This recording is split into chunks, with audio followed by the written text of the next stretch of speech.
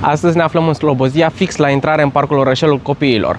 De ce? Pentru că avem un apartament de 4 camere de vânzare, care este la prețul unui studio în București. 85.000 de euro, urmează clipul de prezentare.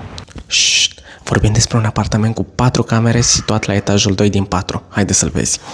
Apartamentul are 83,88 metri pătrați, vedere mixtă și o compartimentare ideală pentru familia ta. Zonă centrală. Suntem chiar pe bulevardul Matei Basarab.